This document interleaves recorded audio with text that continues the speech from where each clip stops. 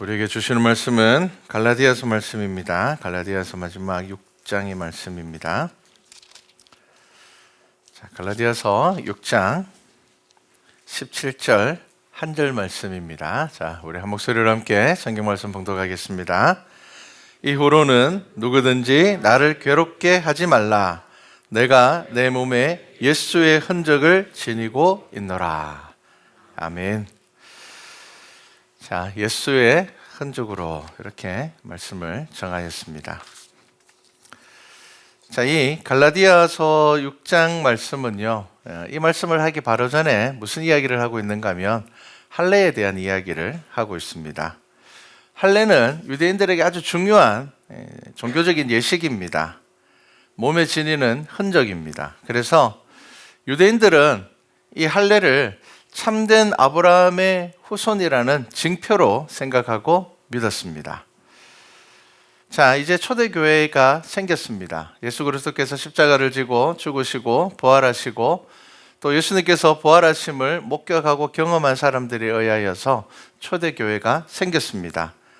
그런데 이 초대교회에 이 유대인들이 들어오면서 이 할례에 대한 논쟁이 굉장히 심각하게 생겼습니다. 왜냐하면 분명히 구약 성경에는 할례에 대한 이야기가 있기 때문입니다. 그래서 율법주의자들이 교회에 들어와서 뭐라고 이야기를 했는가 하면요, 예수님을 믿어도 할례를 받아야 구원받을 수 있다, 이렇게 이야기를 했습니다. 하지만 사도 바울은 단호하게 복음의 진리를 선포합니다. 그게 무엇인가 하면요, 오직 믿음으로, 오직 예수 그리스도로 인하여서 구원받는다. 이것이 사도 바울이 이야기한, 그가 선포한 말씀입니다. 그리고 오늘 말씀에 사도 바울이 어떻게 표현을 하는가 하면요, 이제 더 이상 나를 괴롭게 하지 말라. 내가 내 몸에 예수의 흔적을 지니고 있노라. 이렇게 이야기를 합니다. 여러분, 예수의 흔적으로 살아가는 것이 바로 성도의 삶입니다. 사도 바울은 유대인입니다. 자기도 할례를 받았습니다. 하지만 자기도 받은 이 할례보다 훨씬 더 중요한 것, 그것은 바로 내가 지금 예수의 흔적으로 살아가고 있다는 것입니다. 이 흔적이라는 것은 쉽게 이야기를 하면 낙인입니다. 낙인을 의미합니다. 이 낙인은 예수님 시대에는 주로 노예들 아니면은 혹은 이 가축들, 자기의 소유를 나타내기 위하여서 찍는 것이 낙인이었습니다. 그래서 이 낙인을 보면은 주인이 누군지를 압니다. 이 문양이 찍혀 있으면은 이 가문의 것이구나. 이 문양이 찍혀 있으면은 이 양은 어느 가문의 양이구나라는 것을 알 수가 있습니다. 왜 이렇게 낙인을 찍어 놓는가 하면 당시에는 이 목축업을 하는 사람들이 참 많았습니다. 그런데 목축업을 하는 사람들은 양을 한두 마리 키우지 않습니다. 수백 마리씩 키우죠. 그리고 그들이 그 양떼를 몰고 다니다 보면 서로 만날 때가 있습니다. 만나면은 양이 섞이겠죠. 그러면 어떻게 하겠습니까? 이 낙인이 없으면은 주인이 누군지 알 수가 없습니다. 그렇기 때문에 이 낙인을 딱 찍어 놓으면요, 수백 마리의 양이 섞인다 하더라도 나중에는 나의 양과 상대방의 것 알 수가 있습니다. 그래서 양이 태어나면은 가장 먼저 하는 것이 뭐냐면은 낙인을 찍는 것입니다. 그래서 이 낙인이라는 것을 오늘날로 이야기를 하면은 심벌 마커입니다. 마커. 제가 고등학교 때 정말 가지고 싶은 게 있었는데 그게 뭐냐면은 워크맨이었습니다. 조그마한 카세트죠. 이름도 이제 까먹었습니다. 하여튼 그런데 제가 이제 음악을 좋아하다 보니까 하루 종일 음악을 들으니까 음질이 좀 좋은 그런 제품을 가지고 싶었습니다. 제가 고등학교 때 가장 좋은 제품은 메이드 인 재팬이었습니다. 지금은 우리나라 제품이 훨씬 낫지만 그 당시에는 메이드 인 재팬이 제일 좋았습니다. 그래서 그 당시에 이걸 파는 데가 어디냐면요, 지금은 이제 대구가 지하철이 생겼지만 그 당시에는 없었습니다. 지하 상가가 있었죠. 가면은 양쪽으로 이렇게 진열을 엄청 많이 해놓습니다. 지나갈 때마다 저거 참 가지면 좋겠다 생각을 했습니다. 여러분, 우리가 물건을 살 때 습관적으로 딱 보는 게 뭡니까? 마크입니다.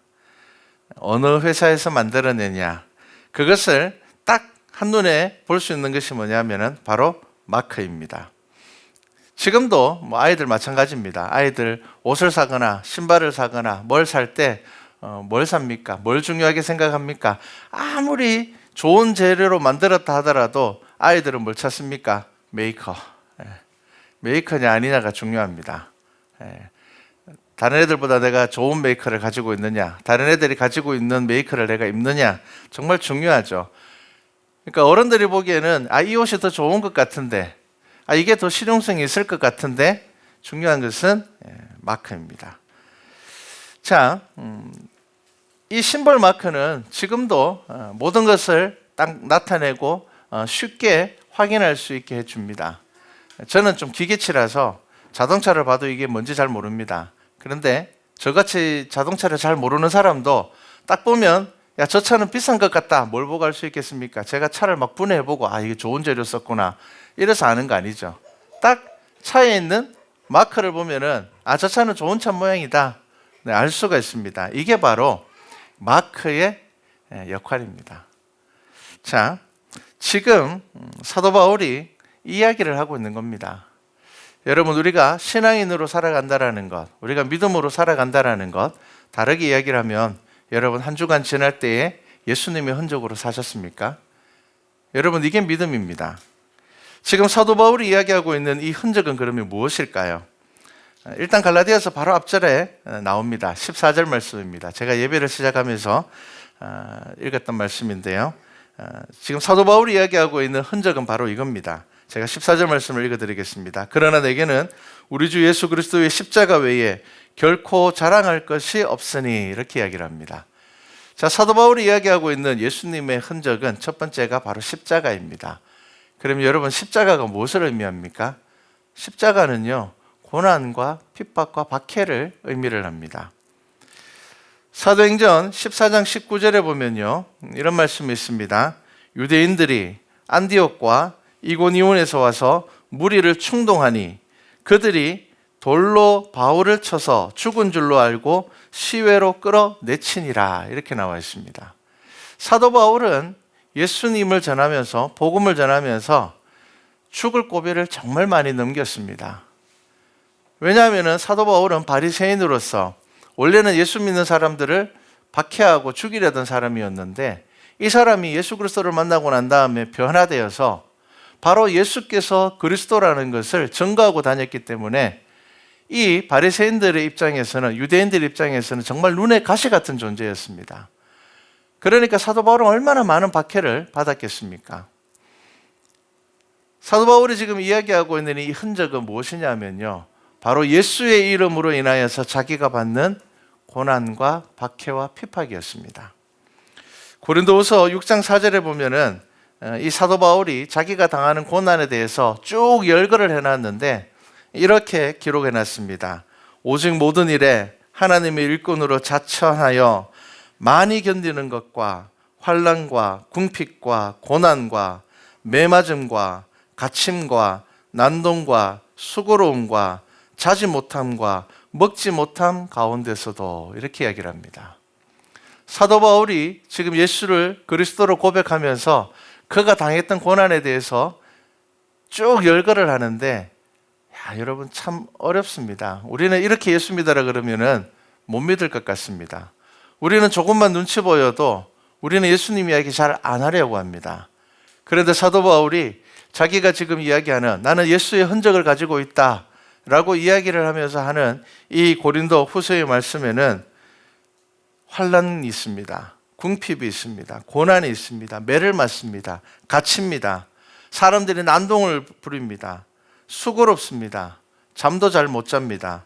먹지도 못합니다. 도망 다녀야 됩니다. 이 가운데서 사도 바울은 여전히 예수 그리스도가 바로 성경에서 이야기하고 있는 이 메시아임을 그는 증거하고 다녔다는 겁니다.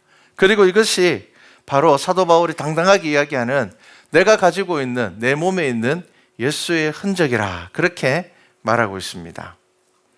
예수를 믿노라 하면서도 돌아서는 사람들이 많고, 예수를 믿노라 하면서도 예수님 이야기하지 않는 사람들도 많고, 내가 예수님으로 인하여서 구원받았다라고 이야기를 하면서 구원받은 백성으로 살아가지 못하는 사람들이 너무 많다는 겁니다.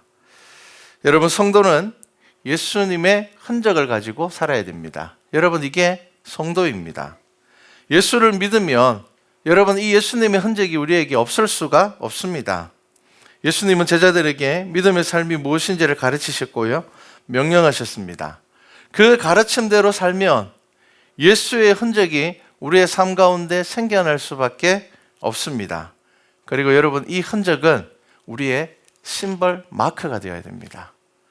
여러분, 이게 예수 믿는 사람이 되어야 됩니다. 사람들이 예수 믿는 사람들이라고 했을 때 그들이 기억하는 것이 바로 예수님의 가르침이 되어야 한다는 겁니다. 여러분, 예수를 믿는다는 것은 우리의 심벌 마크가 바뀌는 것입니다. 세상의 기준으로 살아가던 사람들이 말씀의 기준으로 살아가는 겁니다. 이것이 우리를 나타내는 우리의 흔적이 되어야 됩니다. 욕심 많은 사람, 이기적인 사람, 이중적인 사람이 성도의 마크가 되어서는 안 됩니다. 안티기독교 사이트를 보면요, 활동하는 사람들이 정말 많습니다. 그런데 이 사람들의 대부분은 예전에 교회 다녔던 사람들입니다. 다녔기 때문에, 알기 때문에 비난합니다. 그들이 하는 가장 많은 비난이 뭔 줄 압니까? 교회가 세상보다 더 삭막하고 더 비교하고 더 용서하지 않고 사랑하지 않는다는 겁니다. 경건에 대해서 말하지만 전혀 경건과 상관없는 삶을 살아가는 이들이 너무 많다는 겁니다.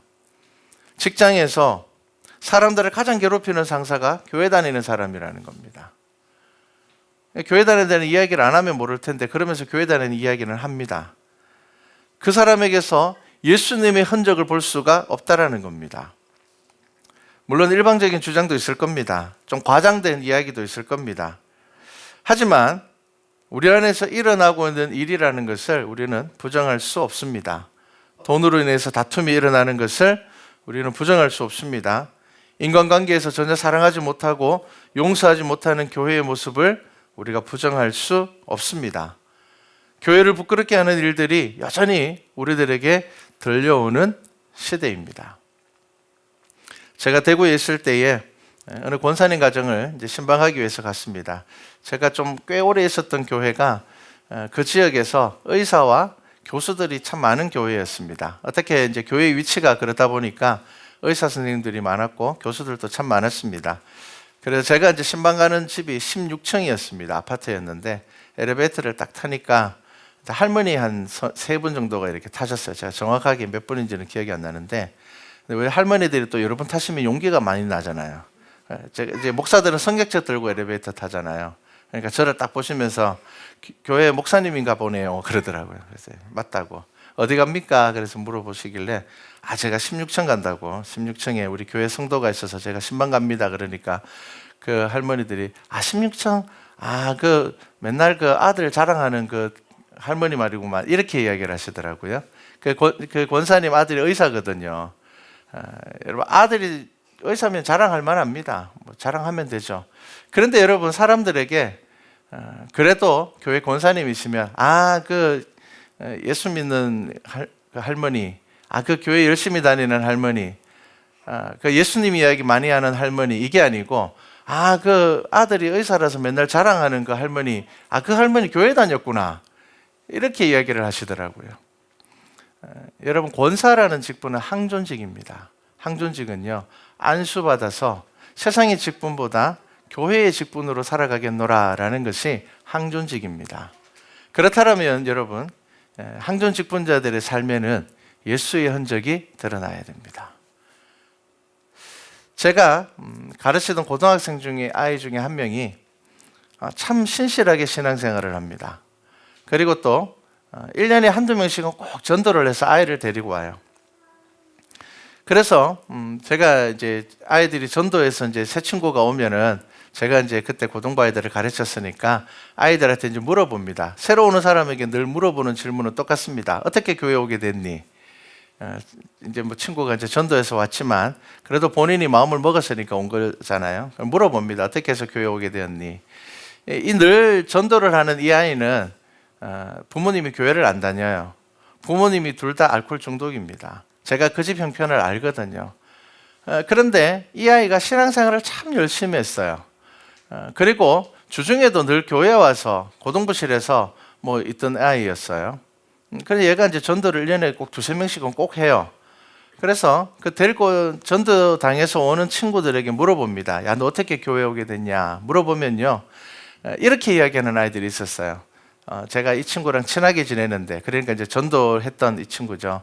이 친구 집에 놀러 갔는데 깜짝 놀랐다는 거예요. 왜냐하면은 이 아이가 학교에서도 학교 생활을 너무 잘하니까 착하고 또 아이들 사이에서 이렇게 문제가 생기면은 중재를 해주고 또 성격이 너무 밝은 거예요. 그래서 이 반 아이들이 이 친구를 어떻게 생각했는가 하면은 부모님이 참 유하시고 사랑을 많이 받고 자라고 그래서 이 아이가 성격이 그럴 거라 생각을 했는데 집에 놀러 가니까 깜짝 놀란 거예요. 집에 가니까 부모님 둘 다 알코올 중독이죠. 막 집에 술병이 굴러다니고 있죠. 그래서 물어봤대요. 야, 너 어떻게 이런 집에서 너 어떻게 살 수가 있냐? 야, 너 이런 집에서 살면서 어떻게 그렇게 밝게 살 수가 있냐? 친구들이 물어보면은 이 아이가 무슨 이야기를 했는가 하면은 나 교회 다니잖아. 그렇게 이야기를 하는 거야. 나 교회 다니잖아. 나는 집에서 엄마 아빠가 술 먹고 싸우면은 나는 교회 가. 교회 가면은 정말 마음이 편해. 즐거워. 그래서 교회에서 공부를 하는 거예요. 교회에서 성경도 읽고, 그리고 혼자 뭐 피아노 치면서 찬양도 하고, 아이가 그렇게 잘하더라고요. 결국 그 아이는 이제 교회에서 우리가 장학금을 떼어줘서 신학교를 갔어요. 아마 한 10여 년이 훨씬 지났으니까 아마 목사가 됐을 것 같습니다. 여러분, 누가 예수의 흔적으로 살아가는 것 같습니까? 권사님이 예수님의 흔적으로 살아가는 것 같습니까? 이 고등학생이 예수님의 흔적으로 살아가는 것 같습니까? 여러분, 우리는 예수의 흔적을 가지고 살아야 되는 사람들입니다. 여러분, 성령의 열매가 우리의 심벌 마크가 돼야 돼요. 그런데 여러분, 우리가 예수의 흔적으로 살아가지 않고 어떻게 살아갑니까? 세상의 것들을 자랑하면서 살아가요. 세상의 것들을 드러내면서 살아갑니다. 예수 믿는 사람이 왜 그러냐라는 말에 여러분 분노하지 마십시오. 그것이 트집 잡는 말이라 할지라도 그렇게 생각하지 말고 여러분, 그 또한 우리가 감당해야 될 고난의 부분이라고 생각하십시오.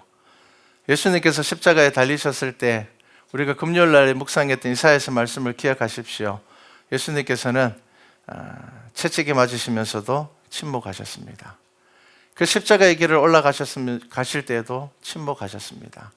십자가에 달리셔서 그 아래에서 예수님을 조롱하고 불과 며칠 전까지만 해도 다윗의 자손이여, 다윗의 후손이여 그렇게 종려나무 가지를 흔들면서 왕을 대하듯이 대했던 그들이 바로 며칠 후에 예수님을 조롱하고 비난하고 핍박했을 때에도 예수님께서는 침묵하셨습니다. 오히려 예수님께서 뭐라고 이야기를 하셨습니까? 아버지, 저들이 하는 일을 알지 못합니다 라고 이야기하셨습니다. 그렇게 기도하셨습니다. 같이 달린 강도가 예수님을 저주했을 때에도 그를 책망하거나 그에 대해서 뭐라고 이야기하지 않으셨습니다. 오히려 당신의 날에 이를 때 나를 기억해 주십시오라고 이야기하라는 그 사람에게 예수님은 집중하셨습니다. 여러분, 예수님의 흔적을 가지고 살아간다라는 것은요, 여러분, 십자가의 사랑을 기억하는 것입니다. 여러분, 우리가 가야 되는 십자가의 길도 예수님께서 가신 십자가의 길과 마찬가지입니다. 여러분, 우리가 이해하고 설득시키는 것이 성도의 삶이 아닙니다. 여러분, 보여주는 것입니다. 용서하는 것을 보여주는 것이고 긍휼을 보여주는 것이고요, 하나님이 우리를 사랑하셨던 그 사랑을 우리도 보여주는 것입니다. 여러분, 이것을 보여주어야지 세상이 바뀝니다.